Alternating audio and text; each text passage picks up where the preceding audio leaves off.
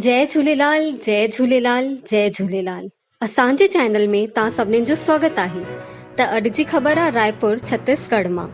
शरदाई दरबार में आयोजित थियो सिंधी समाज जे कोरोना वीरनि जो सम्मान समारोह। सिंधु शक्तिअ सां गॾु कई समाज सेवी संस्थाउनि जो थियो सम्मान। कोरोना महामारीअ जे कारण पूरे विश्व में माण्हू परेशानियुनि सां जूझनि था पिया। जिते कोरोना संक्रमित मरीजनि सां लॻभॻि 1 लख माण्हू अस्पतालनि में इलाज कराए करे ठीक थी करे पंहिंजे घर लौटनि था पिया। हिन लड़ाईअ खे जिताइण जे लाइ वास्तविक सैनिकनि कोरोना जी लड़ाईअ में असांखे ॾकणो कान्हे को, न असांखे हारणो आहे, बल्कि कोरोना खे हराइणो आहे ऐं उन सां जीतणो आहे। पुलिसकर्मी और डॉक्टर हिन लड़ाईअ में सभिनि खां अॻिते आहिनि, लेकिन हिन जे विच में रोजी रोजगार सां परेशान आहिनि माण्हू।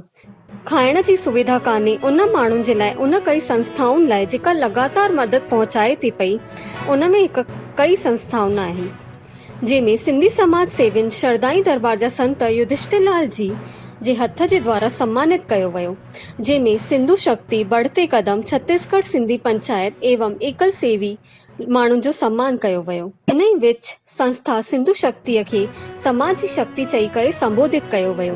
कार्यक्रम में संस्था जा संस्थापक श्री किशोर आहूजा, अध्यक्ष श्री मनोज टेंगवानी, राजू भाई तारवानी, रवि तेजवानी, विकास मोटवानी, प्रदीप सिहानी, अजय धनवानी, राकेश टेगवानी, भरत बमनानी, प्रेम दुल्हानी, सुनील शिवदासानी व अन्य सदस्य उपस्थित हुआ।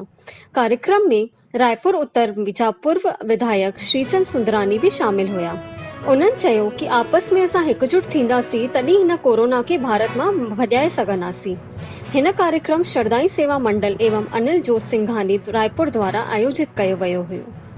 त अॻिते जी ख़बरूं ॿुधण लाइ जुड़ियल हुजो असांजे चैनल सां ऐं वधीक खां वधीक लाइक कयो, शेयर कयो ऐं सब्सक्राइब कयो। जय झूलेलाल।